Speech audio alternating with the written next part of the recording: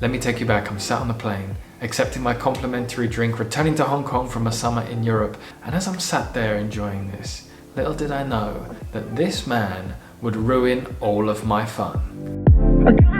I'm Ben, this is the Boundless Space, and we provide mental frameworks for creatives. And today we're thinking about the Huberman Lab podcast about alcohol. It's been a little over 7 months since I was sat on that flight, and little did I know I would not even have the urge to drink again. Over the last few years, I've gone months, weeks without alcohol before drinking again, and then drinking quite intensely, and then not drinking for a long time. But this time, there was something different.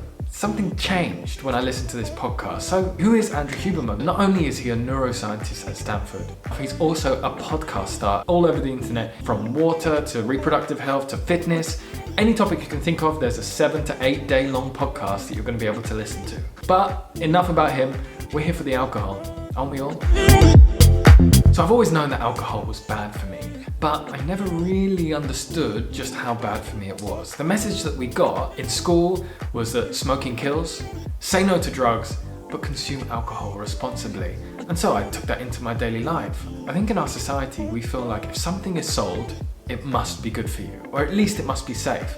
And when it's not, like with cigarettes, we have pictures of weird body parts falling off and all these disgusting warnings on the packets. That mindset that everything must be safe has sort of attached itself to alcohol in my mind. And while I was listening to the podcast, whereas I always knew never to smoke, drugs are so dangerous, this idea that alcohol is safe to consume in moderation is made up. Alcohol breaks the blood-brain barrier. When it breaks this blood-brain barrier, normal substances don't get into the brain. Alcohol does. I just find that a bit creepy. Something that I sort of knew about before anyway, the likelihood of alcohol contributing to different cancers. But again, when you take it into the wider picture of all these other impacts, it seems unnecessary to consume it if I don't need to.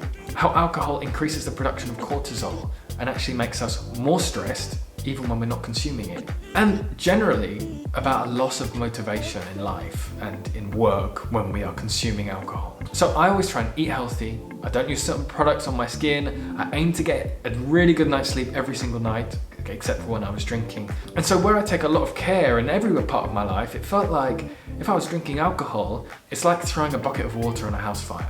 It's not gonna do much. So it really got me thinking, why have I been consuming alcohol for all this time? Well, I'm British, so in the UK, alcohol is used for everything. Parties, weddings, funerals, graduation, a bad day, a happy day, a Friday, a Saturday, a Sunday, whatever day it is, if it ends in day, it's a reason to drink. And actually, you just get swept up in this. So the first issue I came against, once I realized just how bad this was for me, that it's really scary to say, I'm never gonna drink again.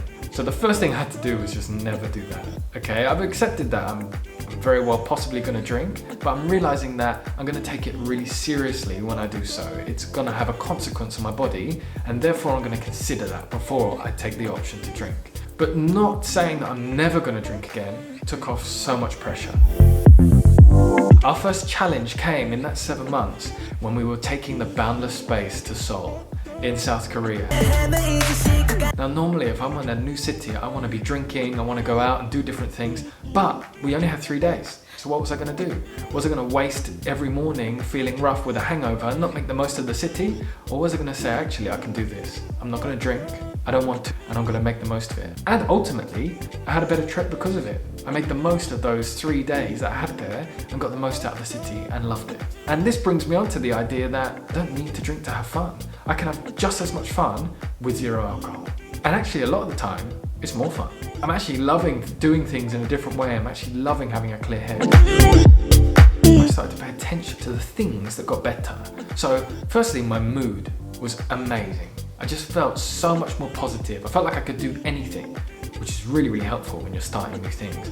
Also, I felt a lot more stable in when I was dealing with problems. They didn't really take over me. I felt like I was a lot more in control of what I wanted to do. Motivation has been a big thing. I am so motivated now to do even the tasks that I absolutely hate. I'm loving it. So you can see here, even when I get up and I focus on something, I want to do it. I want to get the kitchen done. I want to organize things, because I've got this motivation within me that's always been there. But the main thing I can't get over is just the mornings. Waking up on a Saturday morning feeling good is incredible.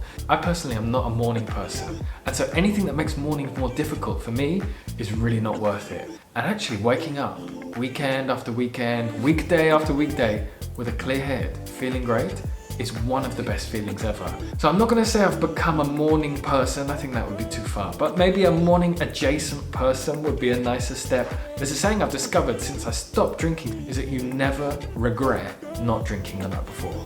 You've many times regretted drinking. I certainly have, wished I'd never drink again, but during this whole 7 months, I've never woken up one day and said, I wish I drank last night. It's hard to say whether or not I was happy I listened to this podcast. Part of me is really happy, another part wishes I'd never heard it and could stay in the dark. But I think ultimately, considering how good I feel, how could I not have listened to this and be so happy to have done so? It's really impacted so many aspects of my life and work that it's just priceless. And I think the fact that I'm even considering that I might be unhappy that I even heard this news says so much about the pull of social drinking and how it can draw us in, and how alcohol can actually have a much bigger effect on my mind than I ever thought it had. I'm not saying I'm never going to drink again, and there may be events where I'm going to drink, but one thing I do know is I'll definitely take that next drink a lot more seriously than I would have done before. Let us know in the comments if you've been cutting down alcohol since listening to this. If you've got this far, what are you doing? You've been watching all of this and you haven't subscribed already.